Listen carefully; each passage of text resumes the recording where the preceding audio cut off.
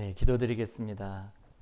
거룩하신 하나님, 오직 성령이 우리에게 임하실 때 예루살렘과 온 유대와 사마리아와 땅끝까지 이르러 주의 제자가 되고 주의 나라가 그리고 하나님의 영광이 편만하게 퍼져나갈 것임을 약속하신 대로 하나님 우리 교회를 통하여 그리고 사랑하는 하나님의 사람들을 통하여서 많은 사람들에게 예수 그리스도의 복음이 편만하게 증거되고 우리의 삶을 통해 그들을 구원해내는 놀라운 역사 나타나도록 우리 교회를 사용하여 주옵소서. 모든 것 주님께 의탁드리며 사랑이 많으신 예수님의 이름으로 기도드립니다. 아멘. 네, 읽기 힘든 소설 중에 하나인데요. 톨스토이의 소설 안나 카레리나의 이제 남자 주인공이 등장하는데 이름이 레빈이라는 사람입니다. 근데 이 레빈이 사실은 이 톨스토이가 자기 소설에 보통 이런 장치를 많이 두는데 그 남자 주인공이든 아니면 등장인물을 이제 자기 자신을 투사해서 이제 등장인물을 설정하는 경우들이 있는데요. 이 레빈이라는 주인공도 바로 톨스토이 자기 자신입니다. 소설 속의 이 주인공 레빈은 자신의 아내가 이제 첫 아이를 낳던 날에 인생에서 가장 행복하고 가장 찬란할 것 같은 그날에 이상하게도 불현듯 어떤 죽음이라는 단어를, 죽음이라는 개념을 이제 연상하게 됩니다. 그리고 그 순간 이제 허무함을 갑자기 느끼면서 절망하게 돼요. 죽음 앞에서 마치 모든 것이 다 의미 없는 것처럼 느껴졌기 때문입니다. 어차피 우리가 다 죽을 텐데 결국 끝이 만약에 죽음이라면 오늘 이 출생과 이 행복, 이것이 다 무슨 소용이 있겠는가 이런 생각이 들었던 거죠. 그러니까 행복할수록 오히려 더 큰 허무함이 밀려왔습니다. 하지만 이제 어떤 농부를 만난 후에 레빈은 이 죽음에 관해서 큰 깨달음을 얻게 되는데 그 농부는 삶에 대해서 이렇게 이야기했습니다. 인생은 그냥 사는 것이고 선하게 사는 것입니다. 굉장히 평범해 보이는 문장인데 이 인생은 그냥 사는 것이고 선하게 사는 것입니다. 이 문장을 잘 뜯어보면 그냥 사는 것은 마치 그냥 대책 없이 내키는 대로 사는 것 같은 그런 뉘앙스지만 그 뒤에 이어지는 선하게 사는 것입니다 라는 이 말에서 농부가 가진 삶의 방향과 목표가 느껴집니다. 인간은 마치 우연처럼 던져진 인생이지만 하나님은 우리에게 분명한 삶의 방향과 목표를 주셨다는 그런 말처럼 느껴지는 대목입니다. 그래서 오늘의 불행이 내일에는 행복이 될 수도 있고 오늘의 상실이 내일에는 넉넉함이 될 수 있습니다. 오늘 세상이 다 끝난 것 같이 아파도 우리는 내일 또 살아갈 것이고 그런 삶을 자원으로 삼아서 내게 주어진 이 시간은 그동안 내가 몰랐던 삶의 의미를 만들어냅니다. 우리는 바로 그 시간의 배후에 살아계신 하나님이 계시다고 믿는 사람들입니다. 어떤 사람들은 일찍 죽을 수도 있고 또 어떤 이들은 오래 살 수도 있습니다. 부자로 살 수도 있고 가나안 나라에서 태어나거나 전쟁이 일상이 된 나라에서 살 수도 있습니다. 원하는 회사에 합격 통지서를 받을 수도 있고 수십 통의 이력서를 넣어도 거절 메일만 계속해서 받을 수도 있습니다. 그렇게 성취보다는 더 많은 패배를 경험하며 살 수도 있고 우리가 건강한 날보다 아픈 날이 많은 삶일 수도 있습니다. 하지만 그 어떤 삶이든 결코 인생이 그 자체로 무의미하다고 생각해서는 안 된다고 이야기합니다. 아니, 삶이 무의미해지도록 그냥 내버려 두어서는 안 됩니다. 왜 그럴까요?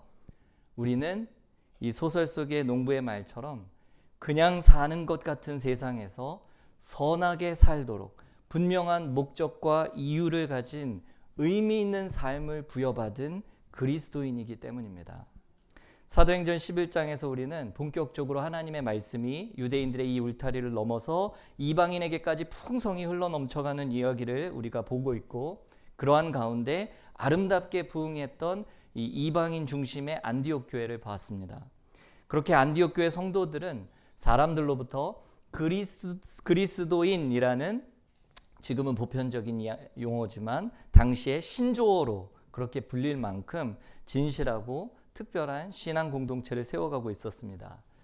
그때 이제 예루살렘에서 아주 심각한 기근이 발생했고 그 소식을 들은 이 안디옥 교회는 이 안디옥 교회의 공동 목회자였던 바나바와 사울을 보내서 예루살렘 교회의 유대인 형제들을 재정적으로 돕고 또 그들을 구제합니다.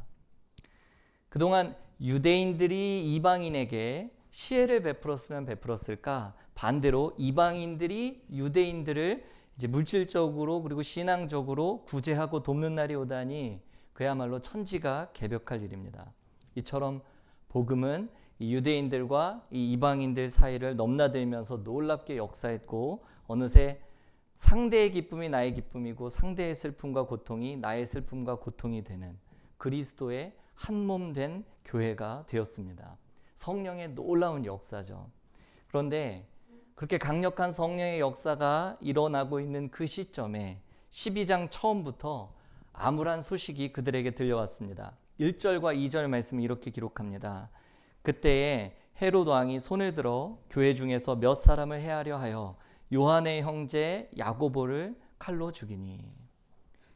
이 초대교회의 기둥 같은 일꾼 야고보 사도가 헤롯의 손에 순교했다는 소식이었습니다. 게다가 연달아서 베드로도 잡혀 들어갔고 그의 목숨도 위태로운 상태였습니다. 이 당시 팔레스타인 지역은 헤롯 아그리파 1세가 다스리고 있었습니다. 이 성경 읽다 보면 헤롯이라는 이름이 자꾸 등장해서 헷갈리시겠지만 오늘 이 본문의 배경이 되는 이 헤롯은 예수님이 탄생하셨을 때에 이제 베들레헴의 남자아이들을 다 죽이라고 명령했었던 그 헤롯 대왕의 손자입니다. 그러니까 헤롯이라는 건 사람의 이름이 아니라 호칭이었던 거죠. 왕의 호칭. 그리고 예수님을 재판해서 십자가에 매달았던 이 헤롯 안티파스는 이 헤롯 아그리파 1세의 삼촌입니다. 그러니까 이제 구분해서 보시면 좋겠습니다. 야고보 사도를 죽이고 또 베드로를 체포한 이 헤롯 아그리파 1세는 당시 유대인들에게 굉장한 인기가 있었던 사람이었고 또 유대교에도 독실했던 사람입니다. 이 요세푸스의 유대 고대사를 읽어보면 이제 헤롯 아그리파에 대해서 이렇게 기록하는 장면이 나옵니다. 아그리파는 유순하고 온정적인 기질의 사람이었다. 그는 계속해서 예루살렘에서 살기 좋아했고 이 나라의 율법을 준수하는 것에 주의를 기울였다. 아그리파는 이로 말미암아 자신을 오로지 순전하게 유지했다. 그는 하루도 거르지 않고 지정된 제사를 드렸다. 그러니까 이제 유대인들에게는 인기가 참 좋았죠. 그리고 유대인들에게 인기가 좋았다는 것은 동시에 그가 그리스도인들을 혹독하게 핍박했던 사람이라는 뜻이기도 합니다. 헤롯은 너무도 잘 알았습니다. 그리스도인들을 괴롭히면 괴롭힐수록 유대인들의 인기와 신뢰를 거머쥘 수 있다는 사실을요. 그래서 유대인들 앞에서 보란듯이 사도 야고보를 처형했습니다. 그랬더니 아니나 다를까 유대인들이 헤롯을 칭송하고 아주 기뻐했습니다. 여러분, 이 야고보가 누구입니까? 베드로와 함께 예수님께서 중요한 순간마다 늘 데리고 다니셨던 3명의 제자들 가운데 하나였습니다. 그런데 능력이 많으신 주님께서 수많은 박해 속에서도 이제껏 지켜주셨는데 왜 이번에는 앞날이 창창한 주님의 제자가 허망하게 칼에 맞아 죽도록 내버려 두셨는지 우리는 알 수 없습니다. 야고보 사도가 지금 순교하는 것보다 살아서 활동하는 것이 하나님의 교회에 훨씬 도움이 될 것 같은데 어째서 그의 죽음을 막지 않으셨는지 우리는 짐작할 수도 없습니다. 하지만 우리가 이해할 수 없다고 해서 하나님께서 틀렸다거나 하나님은 계시지 않다거나 하나님이 선하지 않다라고 그런 증거로 감히 말할 수는 없습니다. 우리 하나님은 우리를 구원하시기 위해서 그분의 하나뿐인 아들 예수 그리스도마저 십자가에서 죽도록 내버려 두신 전적이 있는 분 아닙니까? 지금도 이해할 수 없는 이 고난에 쓰러진 우리 주변의 많은 사람들 가운데 귀하지 않은 생명이 없고 사연이 없는 사람도 없습니다. 수많은 유능하고 충성스러운 하나님의 사람들이 중한 병에 걸리고 허망하게 목숨을 잃는 일들이 너무 많아서 지금은 놀랍지도 않습니다. 이처럼 우리는 야고보 사도의 이 빠른 죽음에 대한 이유를 설명할 수도 없고 알 수도 없고 이해할 수도 없지만 그렇다고 이것이 하나님의 실패나 마귀의 승리를 의미하는 것은 결코 아닙니다. 오늘날처럼 직접적인 종교적인 박해가 없는 그런 나라에서는 우리가 복음을 받아들일 때 예수 믿으면 복받고 잘 된다는 메시지가 먹힐 때가 있습니다. 그러나 오늘 말씀은 우리가 말씀을 말씀대로 받고 내 안의 주인을 바꾸고 내 나라를 바꾸는 일에는 늘 반드시 대가가 따른다는 이 사실을 우리에게 이야기하고 있습니다. 십자가가 없이 영광만을 이야기하는 것은 하나님 말씀이 아니라 마귀의 유혹임을 절대 잊어서는 안 됩니다. 헤롯은 야고보를 죽이고 나서 유대인들이 너무너무 기뻐하는 것을 알고는 이번에는 사도들의 대표였던 이 베드로까지 잡아서 옥에 가뒀습니다. 물이 들어올 때 노를 젓는다고 이참에 유대인들의 마음을 완전히 사로잡아서 전부 내 편으로 만들어버리겠다는 생각으로 이 초대교회를 멸절시키려고 했습니다. 이처럼 오늘 본문은 예나 지금이나 강력한 세상 권력의 그 기초가 정의와 공평에 기반한 올바른 통치에 있지 않고 대중들의 선동적인 인기에 있다는 사실을 여실히 보여줍니다. 사도 야고보를 죽인 이 헤롯이 사도 베드로 하나 죽이는 게 뭐가 큰 대수이겠습니까? 메시아도 죽인 사람들인데 더 말해봐야 무엇하겠습니까? 그런데 하필이면 유대인의 명절이었던 무교절 기간이라서 명절이 끝나고 나서 베드로를 교수형시킬 생각으로 일단은 옥에다 가둬두었습니다. 4절 말씀은 이렇게 기록하고 있습니다. 잡음에 옥에 가두어 군인 내식인 네 패에 맡겨 지키고. 혹시나 그럴 일은 없지만 베드로가 탈옥할 것을 대비해서 2중 3중에 감옥에다 가두어 놓고 그 옆에 군인 4명씩 4패, 그러니까 총 16명의 호위병을 두어서 철통같이 이 베드로를 지키게 했습니다. 이 소식을 들은 교회는 다시 한번 놀랐을 것입니다. 사도 야고보에 이어서 베드로까지 한꺼번에 이를 위기에 처했으니 당연합니다. 그러나 초대교회는 이미 이런 박해 앞에서 자신들이 무엇을 해야 할지 잘 알고 있었습니다. 너무 놀랐고 베드로의 안위가 걱정되었지만 성도들은 자신들이 해야 할 일을 했습니다. 5절 말씀은 이렇게 기록합니다. 이에 베드로는 옥에 갇혔고 교회는 그를 위하여 간절히 하나님께 기도하더라. 야고보에 이어서 베드로도 처형될 위기에 처했기 때문에 교회는 베드로를 살려달라고 하나님께 간절하게 기도했습니다. 특히 마가 요한의 어머니의 마리아의 집에 이제 모여서 밤새워 기도했고 감사하게도 하나님은 그 기도를 들어주셨습니다. 그래서 처형당하기 전날 밤에 천사를 통해서 쇠사슬에 매인 채 두 군인 틈 사이에서 누워 자던 베드로를 깨워서 이중으로 된 감시망까지 뚫고 감옥에서 나오게 해주셨습니다. 처음에는 직접 경험하고 있었던 베드로조차도 이게 꿈인가 생시인가 하다가 자신이 어느새 감옥 밖에 나와 있다는 사실을 깨닫고 마가 요한의 어머니 집으로 찾아갑니다. 그곳이 어디였습니까? 성도들이 모여 베드로를 위해서 간절히 기도하고 있던 바로 그 집이었습니다. 가보니까 하나님께서 이미 성도들의 간절한 기도에 응답하셨다는 사실을 아직 모른 채 여전히 베드로의 석방을 위해서 성도들이 열심히 기도하고 있었습니다. 바로 그때에 베드로가 그 집 문을 막 두드렸습니다. 문 좀 열어주시오. 뭐 이렇게 얘기했을지 모르겠지만 아무튼 문을 막 두드리면서 열어달라고 했겠죠. 그때 로데라는 이름의 여자아이가 누군가 하고 이렇게 나와봤다가 베드로의 목소리를 알아듣고는 너무 기뻐서 문을 여는 것조차 잊은 채 달려 들어가면서 소리쳤습니다. 여러분, 베드로 선생님이 지금 문 밖에 왔어요. 그런데 기도하던 사람들의 반응이 뜻밖입니다. 너 미쳤구나. 무슨 소리를 하는 거냐? 감옥에 있는 사람이 어떻게 문 밖에 왔다는 소리냐? 말이 되는 소리를 하거라. 사람들은 베드로가 문 밖에 왔다는 이 아이의 이야기를 전혀 믿지 못했습니다. 온 교회가 밤을 새가면서 간절히 드렸던 그 기도에 하나님이 이미 응답하셨는데도, 그래서 베드로가 지금 문 밖에 와 있는데도 사람들은 그 소식을 전해준 아이를 오히려 나무랐습니다.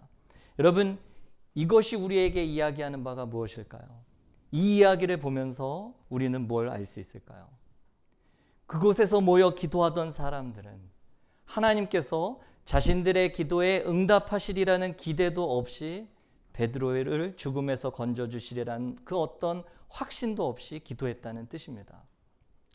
하나님께서 천사를 보내서 베드로를 초자연적인 방법으로 감옥에서 구해주시리라는 그런 기대는 애초에 그들에게 없었습니다.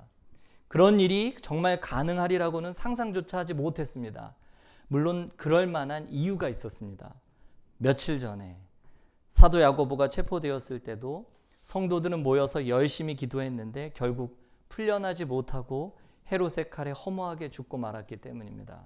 그래서 이번에도 베드로가 살아 돌아오리라는 그런 기대를 갖기에는 정말 어려웠을 것입니다. 그런데도 그들은 그럼에도 불구하고 기도했습니다. 야고보 사도는 헤롯의 칼에 죽었고 이제 베드로도 죽을 날만 받아놓고 있었지만 아직은 살아있으니 일단 하나님께 간절히 기도했습니다. 베드로를 살려달라고 하나님께 매달렸습니다. 그런데 여러분, 그렇게 기도한 그것이 바로 믿음입니다. 베드로가 살아 돌아올 것을 확신하면서 드린 그 기도만이 믿음의 기도가 아니라 확신할 수 없었어도 당장 꺼내주실 것을 믿지 못했어도 하나님께 매달린 기도 자체가 믿음입니다. 그렇게 그들은 어떠한 확신도 없었지만 열심히 기도했고 하나님은 그 확신도 없는 기도에 놀랍게 응답하셨습니다. 미국 캔자스의 한 교회가 가뭄 때문에 비를 간구하는 특별 야외 기도회를 열었습니다. 누렇게 말라버린 벌판 한가운데 온 교인이 다 모이자 레리 게이츠라는 목사가 입을 열었습니다. 사랑하는 성도 여러분, 오늘 우리는 하나님께 비를 구하려고 이렇게 모였습니다. 그러자 교인들이 아멘, 아멘 화답했습니다. 여러분, 하나님의 능력을 믿으십니까? 그러자 아멘 소리가 더 커졌습니다. 하나님이 오늘 우리 기도에 응답하실 줄 믿으십니까? 아멘 소리가 더욱 커졌습니다. 목사도 덩달아 흥분했습니다. 지금 당장 비를 쏟아부어 주실 줄 믿으십니까? 아멘 할렐루야. 여기저기 고함 소리가 들려오고 손뼉 소리가 들려왔습니다. 그러자 목사가 갑자기 정색을 하고는 사방을 잠시 둘러보더니 나지막히 물었습니다. 그런데 여러분, 왜 우산은 아무도 안 가지고 오셨습니까? 사랑하는 성도 여러분, 참 믿음은 언제나 우리의 내용을 넘어서 대상을 향합니다. 취업이 안 되고 앞길이 막혔으면 하나님께 문을 열어달라고 매달리는 수밖에 없습니다. 열릴지 안 열릴지 확신할 수 없어도 그렇게 매달리지 않을 수 없는 게 믿음입니다. 병에 걸렸으면 낫게 해달라고 매달리는 수밖에 없습니다. 내가 치유를 확신할 수 없어도 그렇게 매달리는 게 믿음이기 때문입니다. 자식이 없다면 하나님께 달라고 매달리는 수밖에 없습니다. 하나님께서 주실지 안 주실지 누가 알리오마는 그렇게 매달리지 않을 수 없는 게 믿음입니다. 이삭의 어머니 사라나 세례 요한의 어머니였던 엘리사벳은 기적처럼 아들을 얻었지만 평생을 기도하고도 자녀를 얻지 못한 믿음의 사람들이 이 땅에 많습니다. 세상의 핍박 속에서 고통을 덜어달라고 또 견딜 수 있게 해달라고 하나님께 달려가서 기도하지만 베드로를 건져주신 하나님이 어째서 야고보는 그렇게 단칼에 죽도록 그냥 그렇게 내버려 두셨는지 우리는 알지 못합니다. 그래서 오래 기도해온 이것이 정말 하나님의 뜻인지, 이것을 두고 내가 얼마나 더 오래 기도해야 할지 확신이 서지 않을 때도 많습니다. 하지만 걱정할 게 없습니다. 우리가 믿는 분이 하나님이시라면 된 것입니다. 살아계신 하나님, 독생자까지 아끼지 않으신 그 하나님을 우리가 분명하게 믿고 그분께 간구하고 있다면 그 기도는 믿음의 기도입니다.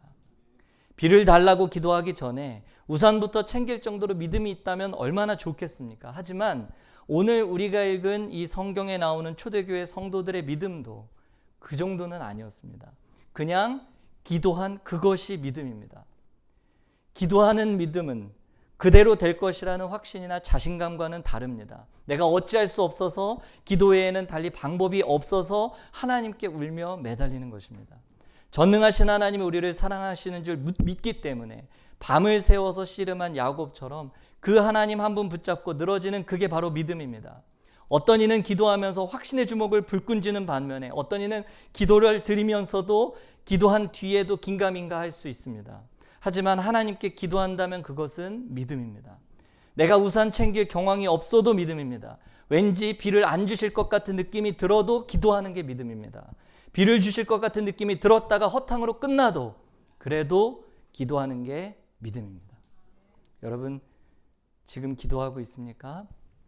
기도에 다른 방법이 없어서 하나님께 매달리고 있습니까? 가슴에 확신이 불같이 타오르지 않아도, 응답하시겠다는 하나님의 음성이 내 귓전에 울리지 않아도, 그래도 오늘 하나님께 기대어 매달리고 있다면 그것은 믿음의 기도가 맞습니다. 만약에 우리가 확신을 가져야, 더 간절히 기도해야 하나님께서 더 잘 응답하신다고 믿는다면 이미 그 기도의 주도권은 하나님이 아니라 내게 있다고 생각하고 있는 것입니다. 기도는 내 주도권을 그분께 넘겨드리는 일입니다. 나의 뜻이 관철되기를 비는 것이 아니라 그분의 뜻이 이루어지고 내가 그 뜻에 기꺼이 동참할 힘과 능력을 달라고 간구하는 일이 기도입니다. 그래서 하나님은 확신 없이 매달리는 우리의 기도에도 귀를 기울이십니다. 내가 원하는 식으로 그렇게 응답하지 않으셔도 내게 유익한 방식으로는 반드시 응답하십니다. 내가 좋아하는 것 다 주시지는 않아도 내게 좋은 것을 반드시 주시는 분입니다. 그렇게 우리 하나님은 반드시 우리의 기도를 들으십니다. 그런 믿음으로 오늘도 하나님께 기도하는 여러분과 제가 될 수 있기를 소원합니다. 말씀을 맺겠습니다. 우리가 쉽지 않은 인생을 살면서 우리는 내 믿음이 얼마나 작고 초라한지 매일 매순간 깨닫습니다. 하지만 믿음이 작을수록 주님을 더욱 의지하는 것이고, 의지하는 그것이 믿음이니까 믿음이 작으면 작을수록 더 열심히 믿는 겁니다. 따라서 쉬지 말고 기도하라, 이 주님의 명령은 믿어지든지 안 믿어지든지, 확신이 있든 없든 주님을 한결같이 의지하라는 성도들을 향한 권면입니다. 좋은 믿음의 그릇은 그 그릇의 크기나 화려함에 있지 않고 그 그릇이 담고 있는 이 보배의 소중함에 달려 있습니다. 겉은 크고 화려해 보이지만 결국은 걱정과 의심과 욕심과 흔들림의 그릇에 불과한 우리 안에 주님께서 이 믿음이라는 아름다운 보배를 담아주셨습니다. 따라서 우리의 목표는 내 믿음의 그릇을 더 크게, 더 화려하게 키워가는 것이 아닙니다. 오히려 보잘것없는 내 그릇에 존귀하신 주님을 담아내는 것이 우리의 목표입니다. 그리고 그게 참 믿음입니다. 그래서 참 믿음은 결국에 하나님이 다 하셨구나, 그렇게 인정하고 나는 한 게 아무것도 없음을 나도 모르게 고백하게 됩니다. 여러분, 삶의 어떠한 문제들이 나를 힘겹게 짓눌러도 오늘 내가 포기하지 않고 살아내는 게 믿음입니다. 답답하고 막막해서 눈물이 나와도 말씀 앞에 앉아서 기도하는 게 믿음입니다.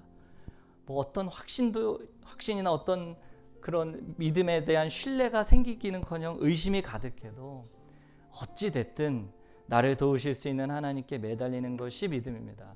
내가 예배 드릴 수 있는 내 마음의 상태가 아니어도 하나님께 나의 한숨이라도 올려드리는 그런 심정으로 예배 드리는 것이 믿음입니다.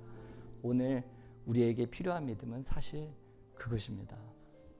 위대한 사도 베드로도 우리와 다르지 않았습니다. 천사가 이 초자연적인 방법으로 감옥에서 베드로를 이제 빼내주었지 않습니까?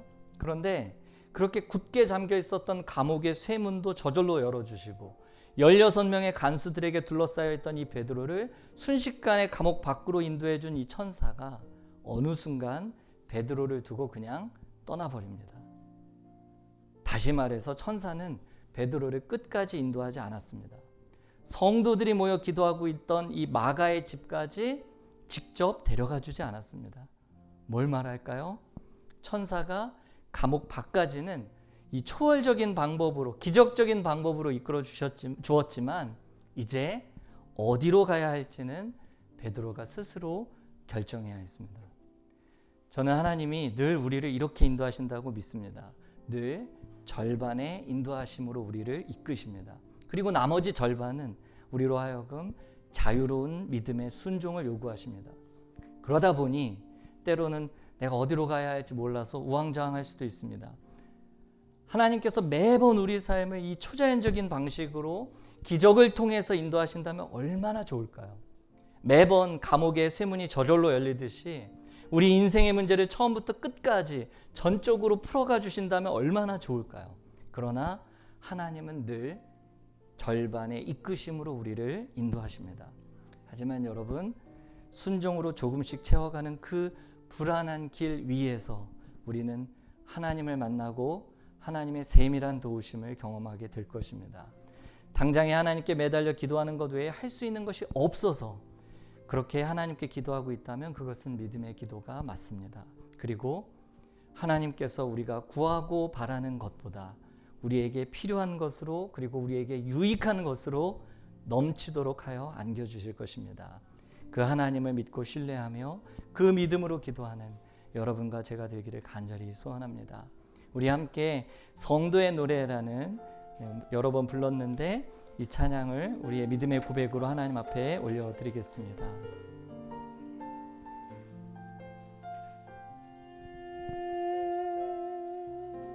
환난 가난과 고난 수고로움 속에도 성도는 그 믿음을 지켰네.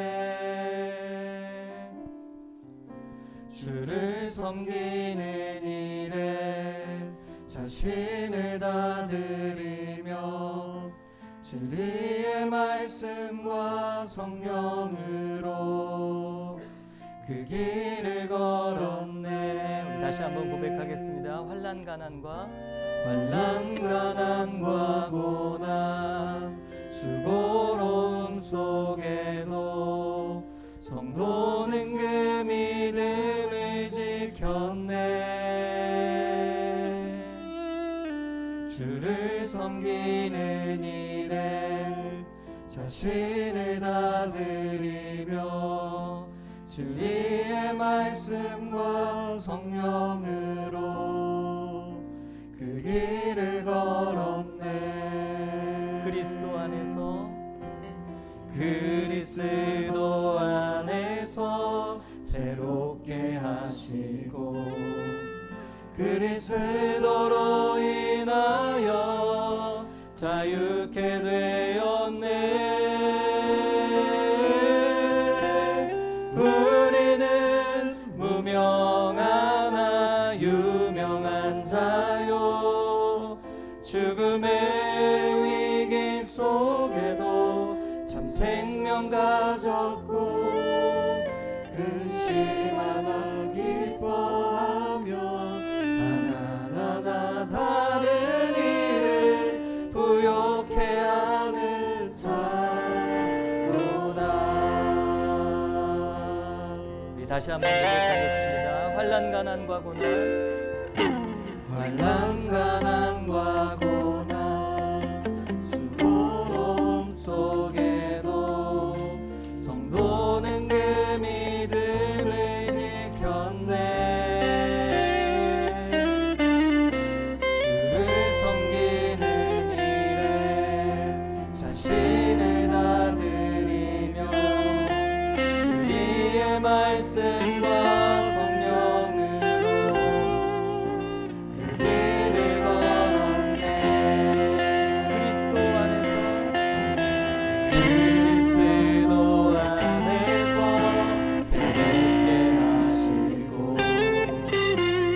그리스도로 인하여 자유케 되었네.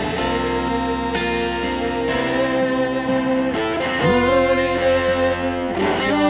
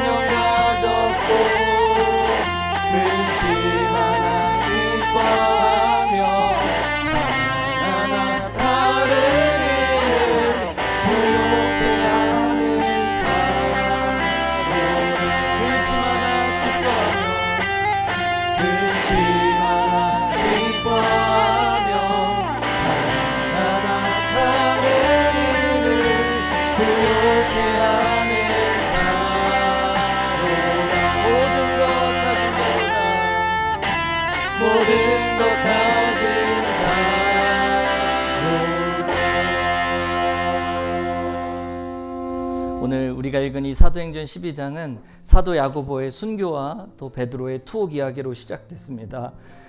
그래서 이제 마치 교회는 순식간에 멸절당할 것 같은 위기감을 느꼈습니다. 그런데 그렇게 시작했던 이 12장의 결론 말씀이 있습니다. 24절 말씀에 이렇게 기록합니다. 하나님의 말씀은 흥왕하여 더하더라. 하나님의 말씀은 흥왕하여 더했다. 이 말은 인간의 말이 마침내 힘을 잃었다는 뜻입니다. 하나님의 말씀은 영원하신 하나님의 말씀이기에 결코 쇠하지 않는다고 우리에게 선언하고 있습니다. 마치 삶이 무의미하게 느껴질 만큼 그렇게 이해할 수 없는 그런 죽음과 고난이 성도들에게 닥쳐왔지만 하나님은 성도들의 삶을 그냥 무의미하게 내버려 두시지 않았습니다. 이 시간 우리 함께 기도할 때 하나님 우리에게도 같은 믿음을 주옵소서. 두 주먹 불끈질 만큼 우리에게 확신으로 나의 마음이 가득 차지 않아도 달리 해볼 도리가 없어서 하나님께만 매달리는 그 믿음으로 오늘도 하나님만 의지하게 하여 주옵소서. 그래야 사도행전 12장처럼 암울하게 시작된 인생들에게도 마침내 하나님의 말씀은 흥왕하여 더하더라. 이 고백과 결말을 우리에게도 허락해 달라고 우리 함께 마음을 다해서 간절한 마음으로 기도드리겠습니다. 살아계신 하나님 아버지, 하나님 근심하고 염려하며 하나님 앞에 엎드려 할 것이 없어 하나님 기도하고 있는 하나님 간절한 심령의 영혼들을 주님께서 기억하여 주옵소서. 하나님 환난의 때에 핍박의 때에 하나님 어렵고 하나님 고통스러운 문제 앞에서 하나님 우리가 할 수 있는 것이 없기에 하나님 앞에 기도한다면 하나님 우리의 기도를 들으시고 하나님 우리의 기도 가운데 하나님 역사하셔서 하나님만이 하실 수 있는 일들을 성도들의 삶 가운데 행하여 주옵소서. 그리하여 하나님 노래할 수 없는 성도들의 삶 가운데 하나님만이 주실 수 있는 노래를 주시고 하나님만이 행하시는 일들을 통하여 하나님 오늘도 주님을 의지하는 가운데 주님 주시는 참 기쁨과 평안을 누리는 성도의 삶이 되게 하여 주시옵소서. 하나님 우리는 무명하지만 부유한 자로 살게 하시고 유명한 자로 살게 하시고 예수 그리스도로 인하여 가난하나 하나님 많은 이들을 부욕해 하는 하나님의 사람들로 살게 하여 주시옵소서. 하나님 아무런 이 시대 가운데 하나님 우리를 불러주셨으니 하나님의 자녀된 삶을 통하여 많은 영혼들을 지키러 이끌어 하나님의 자녀들 되게 하여 주옵소서. 하나님의 말씀이 흥하여 더하는 복을 우리 가운데 허락하여 주옵소서. 사랑하는 하나님 아버지, 이해되지 않고 설명할 수도 없는 삶의 상황을 마주할 때마다 마치 죽으면 끝인 것 같은 그 허무함이 우리를 사로잡을 때가 있지만 결코 우리에게 허락하신 삶을 무의미하고 무가치한 것으로 내버려 두지 않겠습니다. 우리 하나님께서 성도들의 삶을 그냥 무의미하게 내버려 두시지 않기에 오늘도 우리가 마땅히 해야 할 일을 하겠습니다. 두 주먹을 불 끓인 만큼 확신으로 나의 마음이 불타지 않아도 오늘 하나님을 의지하게 하여 주옵소서. 당장 응답하실 것 같은 기분이 들지 않아도 오늘 하나님을 더욱 의지하게 하여 주옵소서. 마침내 영원하신 하나님의 말씀이 우리 삶에 우리 교회에 그리고 이 땅에 흥왕하여 더하는 역사를 보게 하여 주옵소서. 그리하여 그냥 살지만 선하게 살게 하시고 힘써 우리 하나님만 의지하며 살아가는 성도의 삶 되게 하여 주옵소서. 우리 모든 성도들의 노래가 되시는 예수님의 이름으로 기도드립니다. 아멘.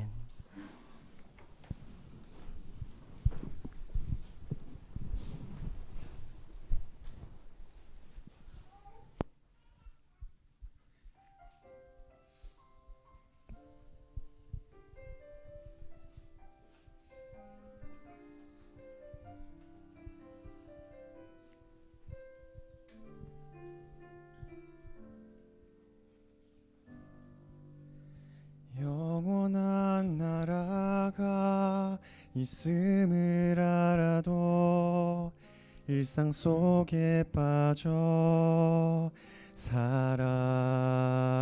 살아가고 주님의 뜻을 구하면서도 내 뜻대로 살았고 주님과의 친밀함을 원하면서도 주님과 함께 걷지 않았고 사랑해야 함을 알아도 나를 내어주지 않았네. 나는 이렇게 소망 없는 사람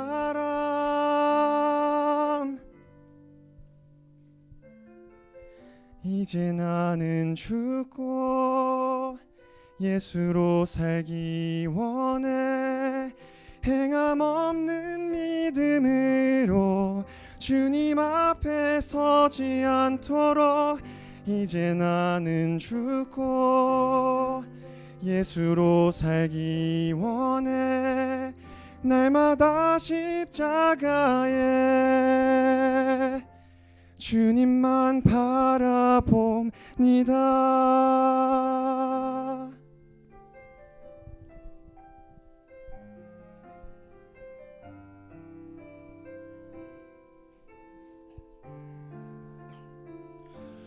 주님과의 친밀함을 원하면서도 주님과 함께 걷지 않았고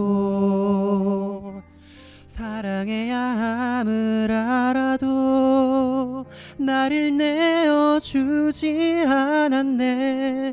나는 이렇게 소망 없는 사람 이제 나는 죽고 예수로 살기 원해 행함 없는 믿음으로 주님 앞에 서지 않도록 이제 나는 죽고 예수로 살기 원해 날마다 십자가에 주님만 바라봅니다. 이제 나는 죽고 예수로 살기 원해 곤고했던 내 안에서 주의 능력이 넘쳐나네. 이제 나는 죽고 예수로 살기 원해 날마다 십자가에 주님만 바라봅니다. 날마다 십자가에 주님만 바라봅니다.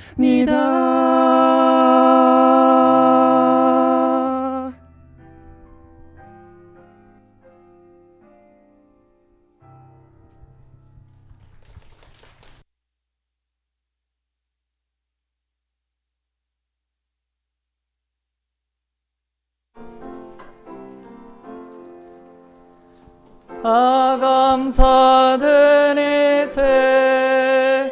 온 마음을 주께 바쳐 그 섭리 놀라워 온 세상 기뻐하네.